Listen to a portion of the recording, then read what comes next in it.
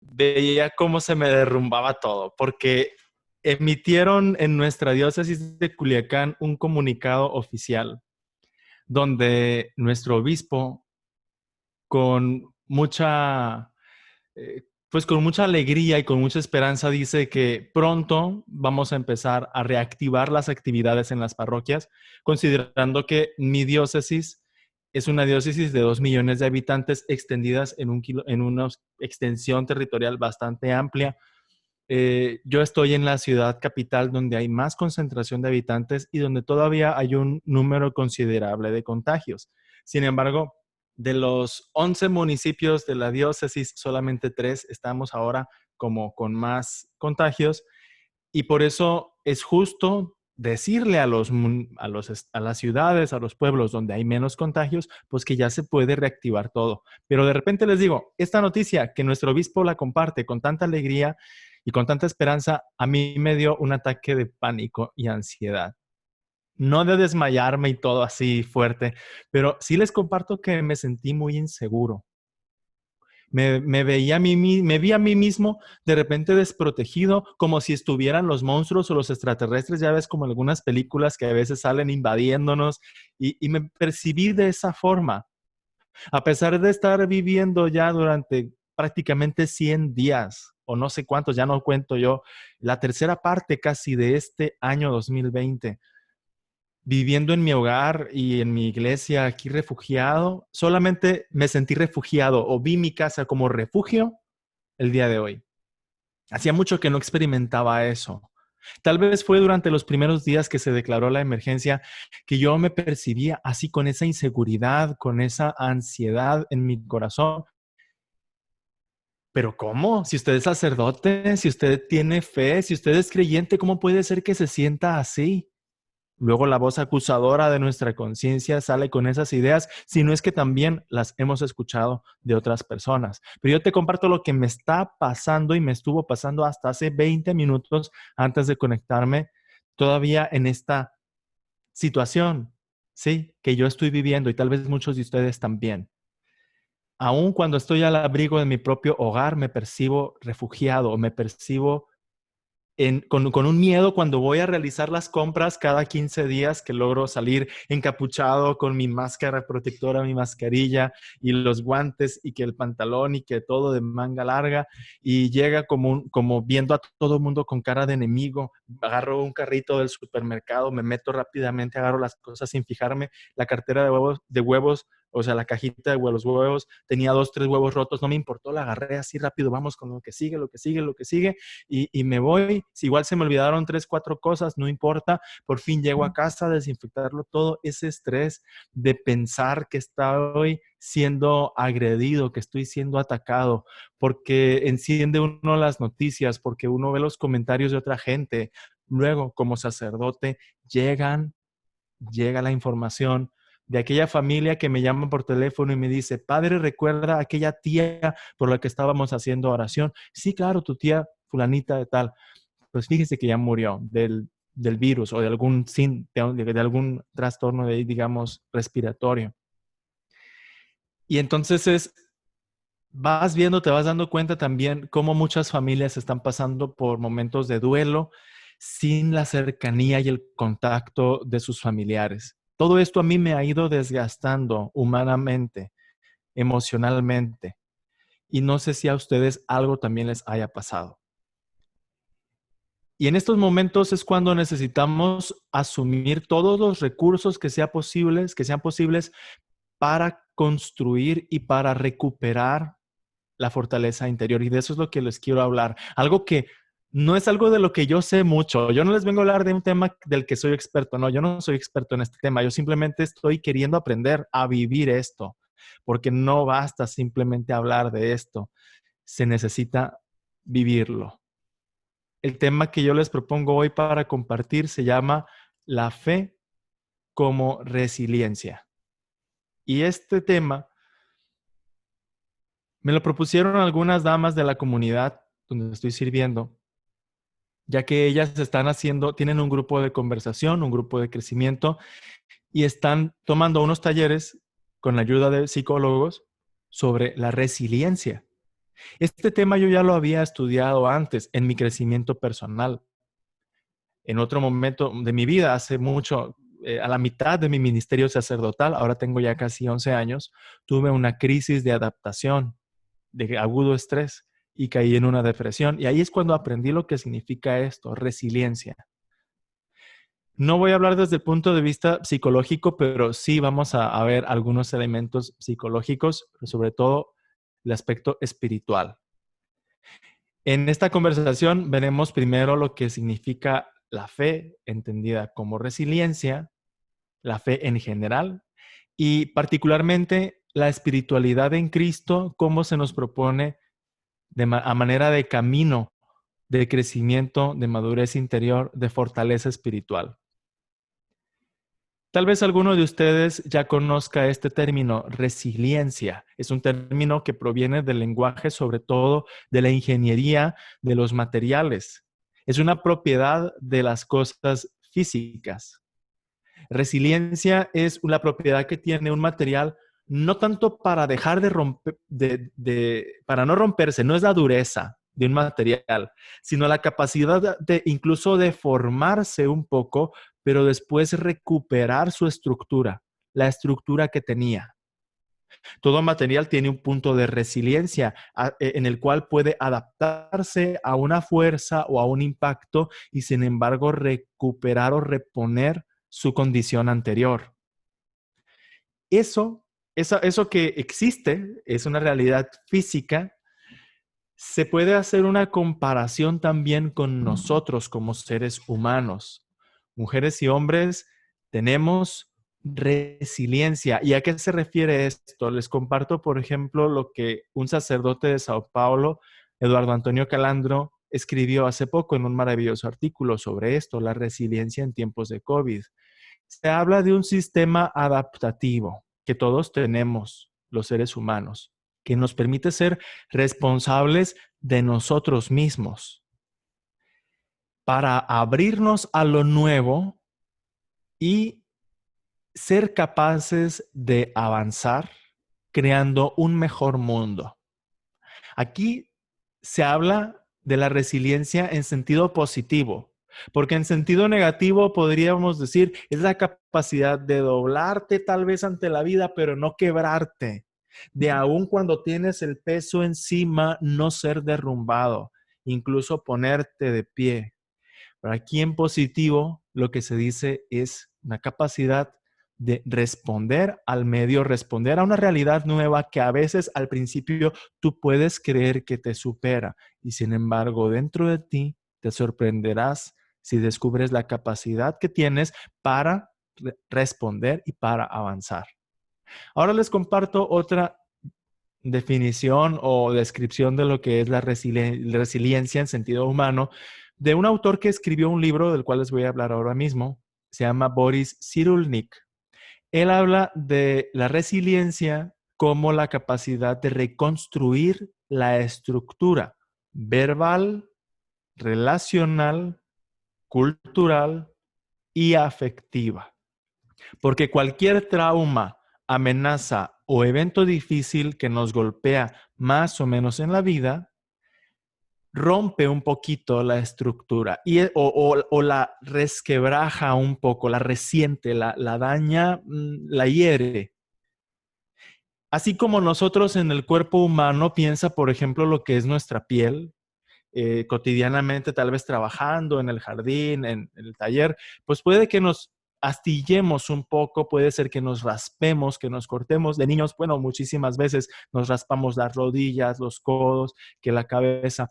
Y nuestro cuerpo tiene la capacidad de regenerarse, de sanar esa estructura de la piel que fue raspada y que sangró y que se dañó. A eso se refiere la resiliencia. Y qué bonito descubrir eso porque significa que somos y seguimos siendo vulnerables.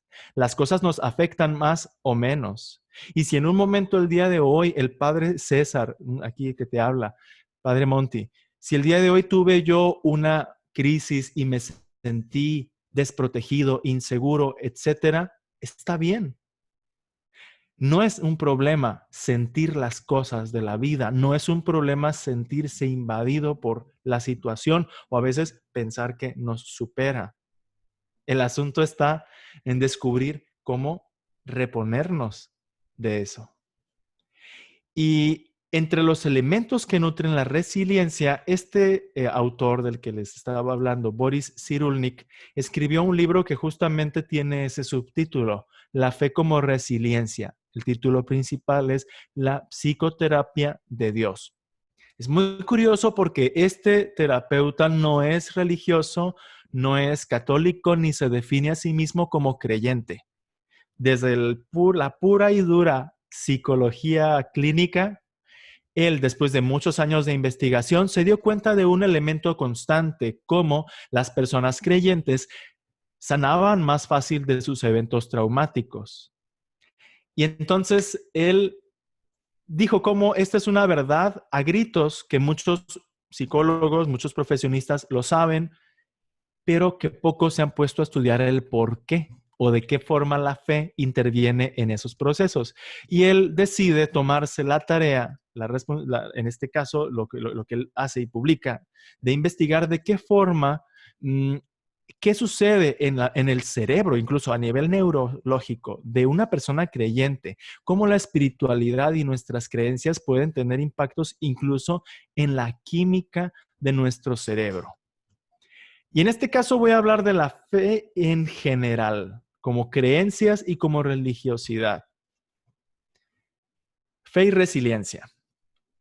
Lo primero que este autor descubre o describe es una experiencia que tiene con los campos de refugiados.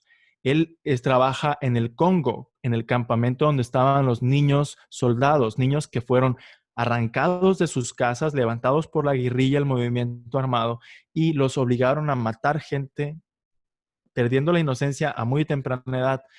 Y después, esos niños, al ser rescatados, él trabajó con ellos como terapeuta. Y muchos le decían, explícame por qué, doctor.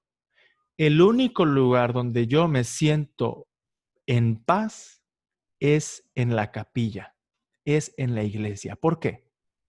Allí en el campamento de refugiados tenían su cabañita donde era la capilla y los niños tan golpeados, tan lastimados, solamente se sentían protegidos ahí, libres de enemigos ahí, en la presencia de Dios. Y entonces lo que este hombre descubre, pues en todo un estudio psicológico, es que los seres humanos desde el principio nacemos en en un ambiente donde no podemos estar solos. Todos los seres humanos necesitamos tener un refugio.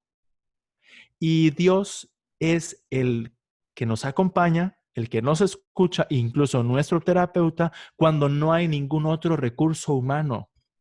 También entre los sacerdotes a veces decimos que el confesionario es la sala de consultas o el psicólogo de los pobres. Es un decir, claro, porque pues ahí todo mundo es igual ante Dios. Pero cuando alguien no tiene de dónde o con quién acudir o con quién desahogarse, acude a Dios, acude a la oración. Psicológicamente esto tiene un porqué. Y es que los seres humanos, desde que nacemos, desde que estamos, incluso antes de nacer, nadie está solo.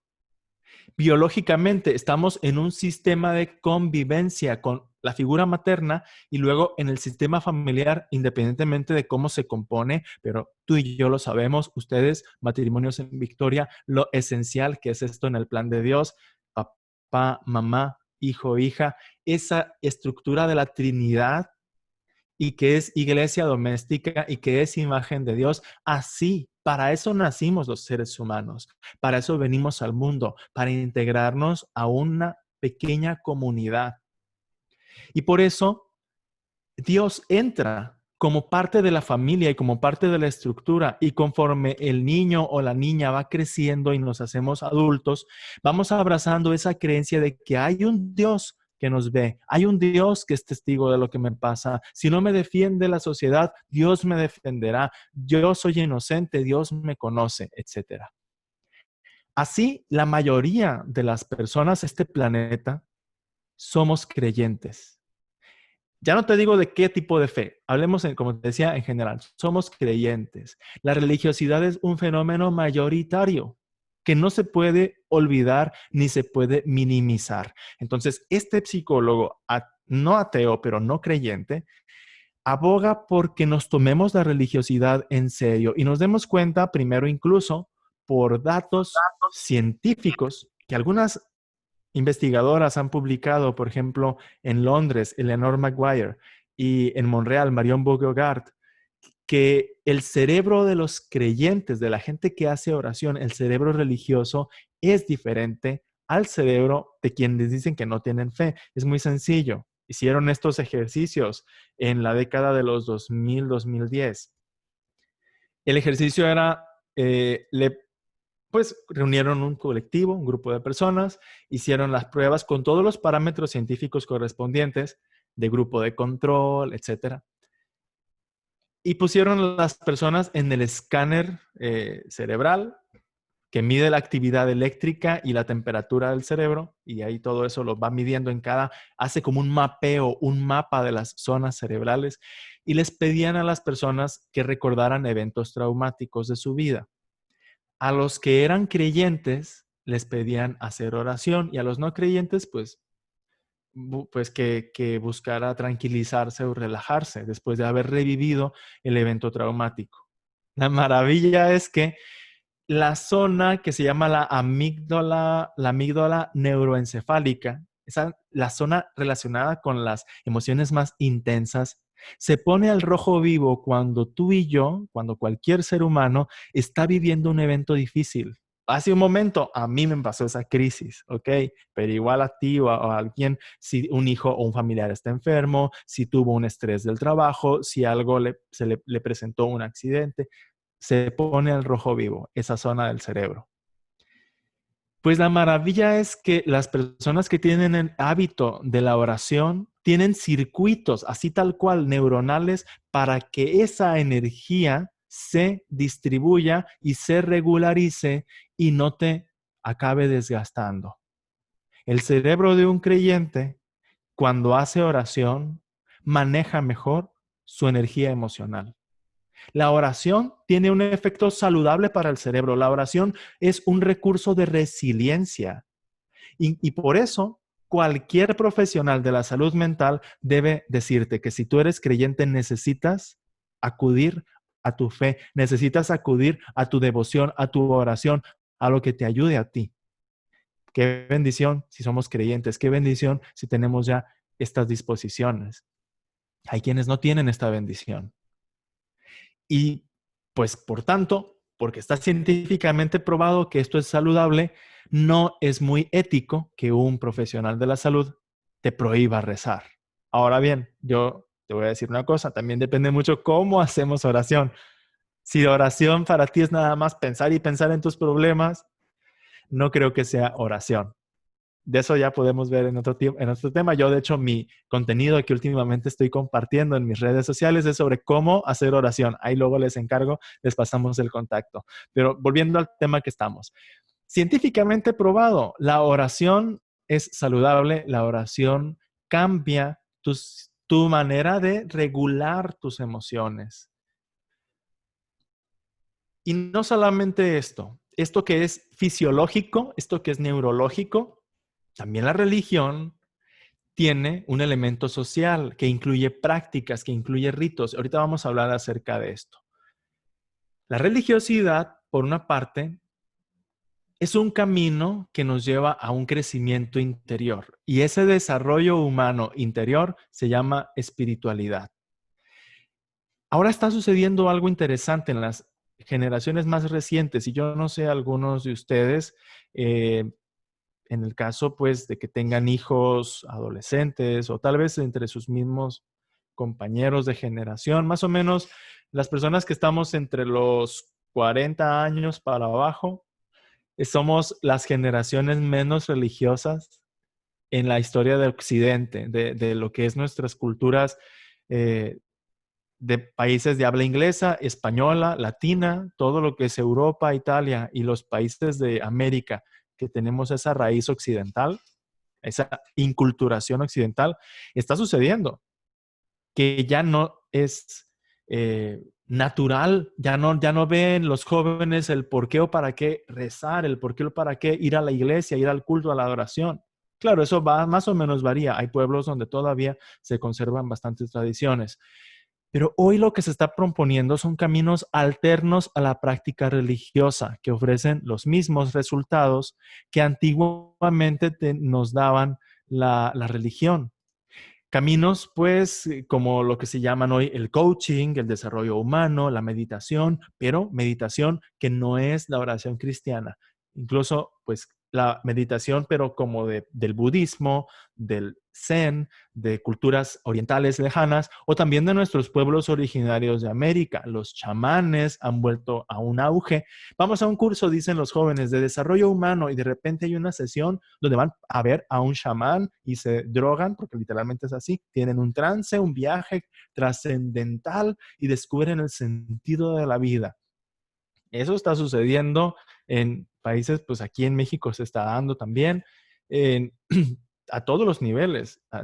Además, ¿qué pasa? Que ahora se está dando una situación en algunos países más desarrollados. Se ve como más subrayado todavía.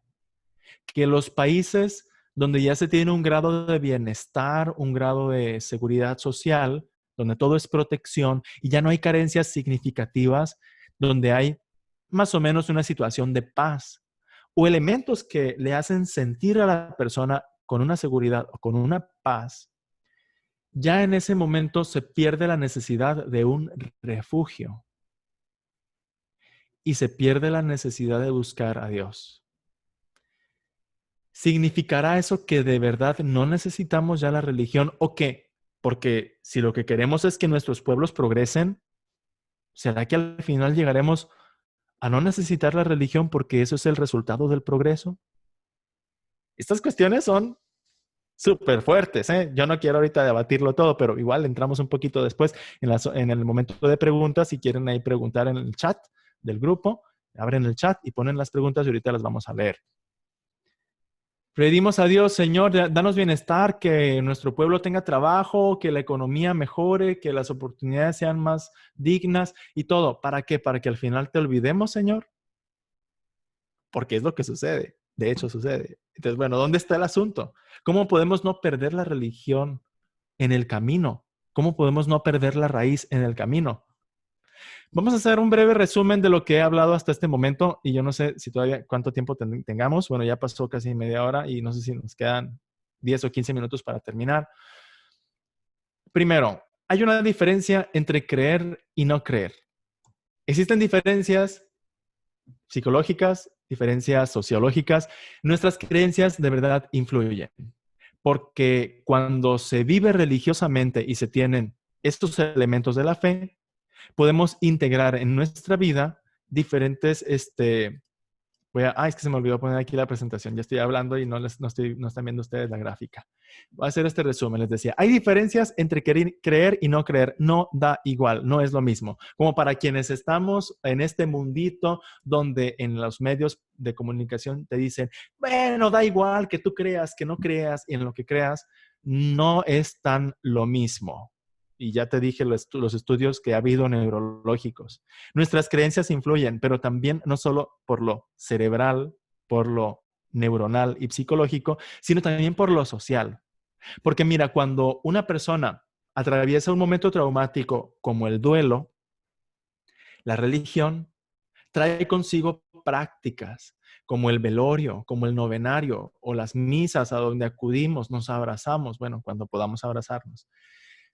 Cuando estamos ahí, ponemos la imagen del difunto, le ponemos una vela, hacemos un altar. Por ejemplo, en México es muy, muy, muy querida la tradición en todo el país de los altares o las ofrendas que nos recuerdan a nuestros difuntos. Todo eso favorece el ir manejando estas experiencias difíciles y permite reconstruirnos después de la experiencia fuerte. Son recursos de resiliencia. Otra experiencia traumática, conflictos familiares. La religión incluye procesos de reconciliación, de perdón, de vinculación. Y todo eso favorece la espiritualidad, porque esa es la meta. No se trata de ofrecer espiritualidad sin religión, ¿no? Sino de ver cómo la religión está al servicio de la espiritualidad, cómo esa es la meta hacia donde nos conduce la práctica de la religión. Ahora, ¿qué tiene de especial la espiritualidad en Cristo? ¿Qué tiene de particular nuestra fe cristiana? Y de eso es lo que te voy a hablar ya en esta segunda parte de la conversación. El misterio pascual. Este término, misterio pascual, a lo mejor no les suena mucho, pero es central en nuestra fe. Y el segundo elemento que tiene muy peculiar el cristianismo y que ninguna religión del mundo tiene, se llama filiación divina, que somos hijos de Dios. Solamente a los cristianos, al cristianismo, cristianos católicos, por supuesto, pero a toda la cristiandad, solamente a los que escuchamos y creemos en Cristo, decimos que somos hijos de Dios. Tenemos esa fe de que existe un nuevo modo de ser y relacionarnos con Él. ¿Cómo juegan estos dos elementos? Vamos a ver primero lo que es el misterio pascual. Misterio pascual, dice el Papa Francisco en uno de sus mensajes, que es Evangelii Gaudium, número 11, que el centro y la esencia del anuncio evangélico siempre es el mismo. El Dios que por su inmenso amor se nos manifiesta en Cristo muerto y resucitado. Ese inmenso amor de Dios misericordioso que se nos manifiesta en la pasión, muerte y resurrección, no se nos olvide, resurrección de Jesús. ¿Por qué es tan importante el misterio pascual? Primero, porque nos da una respuesta ante el problema del mal. Dios no nos dice, Jesús nunca nos enseñó, y fíjate tú, te lo dejo de tarea, léete todos los evangelios y búscale. Jesús nunca nos responde a la pregunta, ¿por qué hay mal en el mundo? ¿No? No nos da una respuesta así del libro o como a nosotros nos imaginamos. Responde con su propia vida, diciendo, es un hecho, en la vida ocurren cosas malas. En la vida ocurren tragedias. En la vida ocurren enfermedades, muertes, aislamientos, pecado. ¿Y cuál es la respuesta? ¿Qué hace Dios al respecto? Perdona el pecado, sana al enfermo, resucita al muerto, consuela al triste. La respuesta de Dios no es el por qué existe el mal, sino decir, hey, el mal existe, es un hecho, es una condición de la vida, de la realidad en la que estamos los seres humanos. Y lo que Dios hace es ayudarnos a pasar de esa situación trágica, lamentable y oscura, pasar hacia la luz. Ese paso se llama Pascua. Es lo que significa la palabra Pascua. Y por eso es tan central esto que te digo, que se llama misterio pascual. Lo que hace Jesús es primero mostrar esto con la gente que se encuentra. Se encontró a María Magdalena, prisionera de 7 demonios, y la libera, la ayuda a pasar de la oscuridad a la luz, de la oscuridad del mal hacia la luz del bien, de una vida nueva. Encuentra a la samaritana pecadora, aislada, marginada socialmente, porque fíjate, ni siquiera tiene esposo con el que vive, es ahí, está nada más juntada en unión ilegítima. Uy, que ni se le ocurra pararse en la fila de la comunión a esta, ¿eh? Aislada socialmente la samaritana, y Jesús la lleva a una situación de dignidad. La hizo profeta, la hizo servidora de la comunidad después. Zaqueo, que era el peor de los pecadores, Zaqueo, baja del árbol, Zaqueo, voy a ir a tu casa. O sea, todo lo que Jesús hizo fue ayudar a la gente a pasar de la maldad en la que estaban esclavizados o del mal que estaban sufriendo, como el leproso, el ciego, el cojo, el paralítico, llevarlos a la salud. Es la respuesta de Dios ante el mal. Dios responde al mal no de teorías, no con teorías, sino con la vida, con la práctica, con la gracia, con la sanación.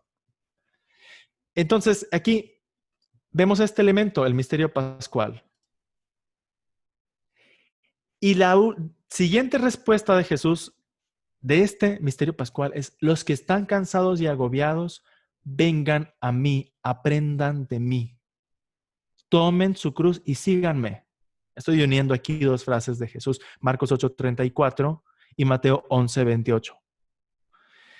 Jesús nos mostró un camino. En su carta, el apóstol San Pedro dice, Cristo murió por nosotros, padeció, dejándonos un ejemplo. Eso se llama misterio pascual. Y es el centro de la espiritualidad cristiana.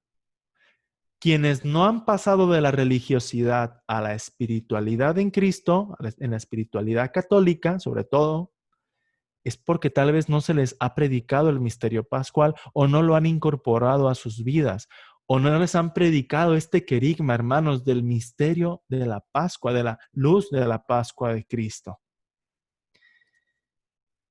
Quisiera verles las caras ahorita mismo a todos ustedes. ¿Qué cara están poniendo antes de continuar? Antes de seguir. Quiero ver nomás las caras que están poniendo porque a mí, la verdad, la primera vez que me dijeron esto, yo dije, ¿de qué me está hablando este padre? La verdad, la primera vez que a mí un sacerdote me predicó así el evangelio, yo dije, ¿esto no es lo que yo había escuchado? ¿Esto no es a mí como me lo enseñaron en el catecismo? ¿Eso no es lo que yo he leído o lo que yo he rezado? Porque mira, yo decía, ¿no? A mí me enseñaron en el catecismo que Cristo murió por nosotros y por nuestros pecados. Y cuando yo le pregunté a la catequista, me dijo, sí, mira, todos estábamos muy pecadores y Dios, pues, como teníamos esa deuda con Dios infinita de pagar, pues su Hijo Jesucristo, que se hizo humano, dijo, ¿sabes qué, Papá Dios? Yo voy a pagar por ellos. Yo voy a dar mi vida por ellos. Yo voy a saldar esa deuda infinita que tienen contigo. Y entonces Cristo murió en la cruz para pagar o para calmar eso que era la ira y la cólera de Dios. Bueno, así lo predican algunos católicos. Mis respetos, te digo, ya te digo, o sea, sí, porque es una forma de explicar o de querer entender lo que es el misterio de Cristo, pero no es la única, ni es la principal forma en la que podemos entender la cruz gloriosa de Cristo, porque es cruz gloriosa. Y en la espiritualidad y en la teología católica existe esto que te estoy compartiendo, el misterio pascual. Voy a volver ya, les di un poquito así las caras. Ya sé que no se están durmiendo, ¿sí? Nomás quería saber eso, que no se me están durmiendo, dije yo. Muy bien. Entonces, a diferencia de otras religiones, donde se adora un ídolo que está allá en el altar, un héroe, y que él hizo todo para salvarnos, igual, aquí no sucede esto, ¿eh? Aquí no sucede esto. Cristo no es el héroe que ya murió por ti y por mí y nosotros, ay, qué bueno, ay, Señor, te adoro, te amo porque tú lo diste todo en la cruz. No, Jesús te dice, ¿y tú no lo vas a hacer también? También es para ti, esto de la cruz. También es para ti esto de la resurrección. También es para ti este poder que yo tengo que se llama el Espíritu Santo que me hizo pasar de la muerte a la vida. También es para ti. No nada más es lo que me sucedió a mí. Ven y sígueme. Es lo que dice Cristo, es lo que te dice el día de hoy a ti, a tu matrimonio. Yo le decía a mi primer amigo que casé, fíjate, el primer amigo que bendije su matrimonio, lamentablemente fue el primer amigo en venir conmigo a decir que ya se estaba divorciando. Y yo le dije después de escucharlo, ¿me entenderás que yo creo en un hombre que murió y resucitó? Por eso yo tengo fe. Si tú quieres y si tú crees que de ese matrimonio que para ti está muerto va a resucitar. Porque es mucho más fácil eso a que un muerto resucite. Y Dios quiere hacerle eso a cada hombre y a cada mujer que confía en Él. Ahora tú dime si es o no es la fuente infinita de la renovación, de la reconstrucción, de la resiliencia que necesitamos. Claro que sí. Si estamos en el camino de la espiritualidad en Cristo, pues estamos en un camino de una espiritualidad que está llena de recursos de resiliencia. Si ya de por sí cualquier religión tiene esos elementos, pues no te digo la espiritualidad y la religión cristiana entendida así, desde su esencia, que te decía que es el misterio pascual. La cruz de Cristo no tiene un valor de sustitución vicaria, sino de camino, de enseñanza, de paso, dándonos ese poder para vencer el dolor, el pecado y la muerte. Y así, desde el misterio pascual vamos al siguiente elemento que está directamente conectado en la espiritualidad en Cristo, que se llama filiación divina. Desde el bautismo, tú y yo somos nuevas criaturas. La cruz de Cristo quedó marcada en nosotros. Recuerda cuando bautizaste a tu bebé, a tu niño, a tu niña, que fue la forma en la que se le dio la bienvenida en la iglesia, marcándole la cruz en la frente. Tú le marcaste la cruz en la frente a tus hijos, tus papás, mi mamá, mi papá, mis padrinos, tus padrinos. Nos marcaron la cruz en la frente para ver si así entendíamos, no sé, que ese es nuestro poder, que esa es nuestra luz, que esa es nuestra gloria. Nada más que no hemos pasado del rito a la vida. ¿Y por qué? Pues porque nos ha faltado comprensión, nos ha faltado digerir todo esto, integrarlo, hacerlo nuestro. El día de tu bautismo se te concedió este gran don, este gran regalo. Lamentablemente, este don pocos católicos lo saben. Tenemos ese elemento, la crucecita, el escapulario, la imagencita de Cristo, de la Virgen. Hay muchos elementos de religiosidad, pero no llegan a ser espiritualidad porque ha faltado evangelización, ha faltado reflexión, ha faltado conversación. Esto que estamos haciendo ahorita, esto que estamos viviendo tú y yo, tú desde que te integraste a ese bendito grupo de matrimonios en Victoria, tú que estás abriendo un espacio en tu vida, estás entendiendo que Dios te da el poder de vencer el dolor, el pecado y la muerte, y se llama el Espíritu Santo. Ser cristianos significa ser ungidos, llenos, empapados, embellecidos por ese Espíritu de Cristo. Y yo les invito a leer la carta de San Pablo a los Romanos, capítulo 8, versículos del 14 al 39, y también la segunda carta de San Pablo a Timoteo, capítulo 1, versículos del 6 al 12. Ahí se los dejo yo de tarea nada más. Voy así a simplemente comentar que son de las páginas más hermosas para reaccionar y despertar y darnos cuenta que ni tú ni yo recibimos un espíritu de cobardía, un espíritu de esclavos, sino un espíritu de fortaleza, de confianza. Aún en los sufrimientos del tiempo presente, porque dice San Pablo, todo en el universo está marcado por el dolor. O sea, ¿tú qué crees? ¿Que nada más los seres humanos sufren? Sufren las ballenas, sufren los perritos en la calle, sufren las plantas, todo el universo sufre. ¿Y qué tenemos nosotros? Tenemos el Espíritu de Dios para que en nuestro gemido, en nuestro dolor, en nuestro momento de debilidad, gritemos, Padre, Dios. Y ahí encontramos la fortaleza, y ahí encontramos la ayuda de Dios. Y con esa ayuda de Dios, cualquier cosa que suceda, terminará bien tu vida. Tu vida está bien. Cristo es lo que nos concedió ser hijos de Dios. Poder acudir a Dios nuestro Padre en las pruebas de la vida como Él acudió en el momento de la cruz. Y por eso dice San Pablo, ¿qué podrá separarnos del amor de Cristo? ¿Las tribulaciones, las angustias, la persecución, el hambre, la desnudez, los peligros, la espada, la crisis económica, el COVID, el que tu suegra se peleó contigo, el que la nuera se puso difícil, el que el hijo te salió con no sé qué? O sea, al final, nada de eso te va a destruir. Nada de eso te va a separar del amor de Cristo. Si confías en Él, si crees en Él. San Pablo decía, por eso estoy seguro que ni lo presente, ni lo futuro, ni los ángeles, ni los demonios, nada podrá separarnos del amor de Dios manifestado en Cristo Jesús. Y esa es nuestra fe. Y esa es nuestra salvación. Y dice San Pablo, cuando le habla a Timoteo, que escribió este texto, te vuelvo a poner aquí en la pantalla, San Pablo escribió este texto ahí para que lo tomes en cuenta. Lo escribió estando encarcelado, sabiendo que le faltaba poco tiempo para estar delante del emperador romano y ser condenado a muerte seguramente.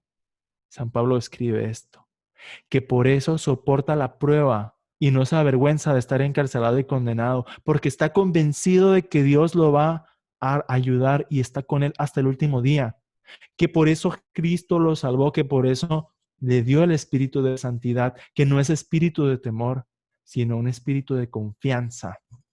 Y por eso le dice a Timoteo, no te avergüences de decir que yo, tu padre, tu maestro, estoy en la cárcel. No te avergüences de decir que yo estoy pasando pruebas, porque eso es la gloria de un hijo de Dios, ser como Cristo. Somos hijos de Dios.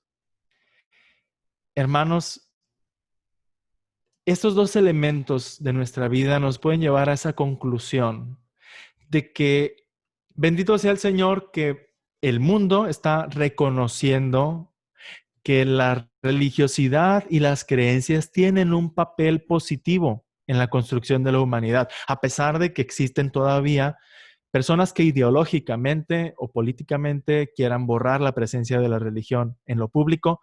Los científicos, los médicos, en este caso psicólogos, pues nos afirman que hay valores que construyen la personalidad, que positivamente cuando nos alejamos del fanatismo y de la intolerancia, esas tradiciones religiosas tienen algo que decir y que aportar para construir nuestra pertenencia, nuestra socialización, nuestras raíces, nuestra identidad y muchos recursos que nos permiten sanar y superar los traumas y las pruebas.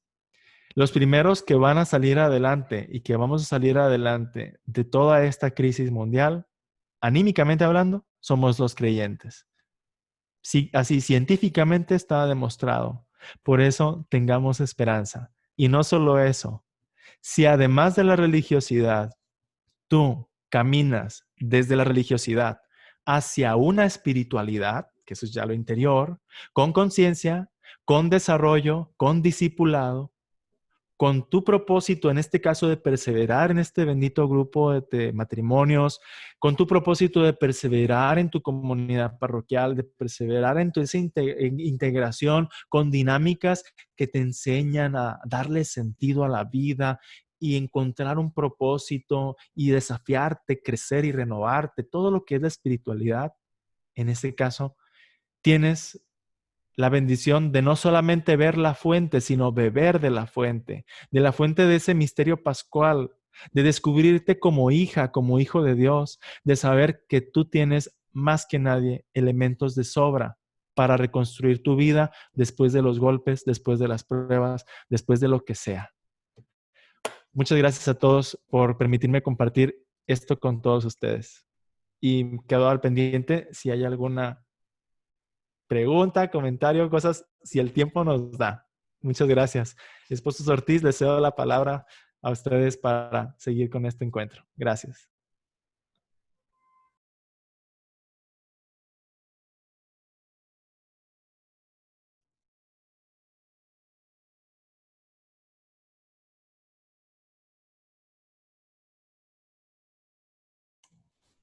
Bueno, gracias Padre por ese importante y lindo mensaje que ciertamente nos deja con muy buena vibra espiritual y definitivamente con muchas preguntas que le vamos a hacer en un futuro cercano, si nos permite volverlo a tener aquí.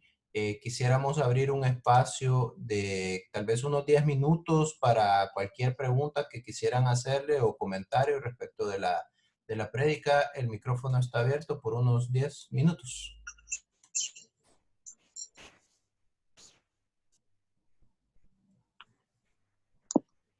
Dice, ¿se apunta para otro tema, padre? Si me avisan con tiempo, claro que sí. Tengo algunos temas ya preparados. Este tema ya tenía días que lo había preparado y compartido.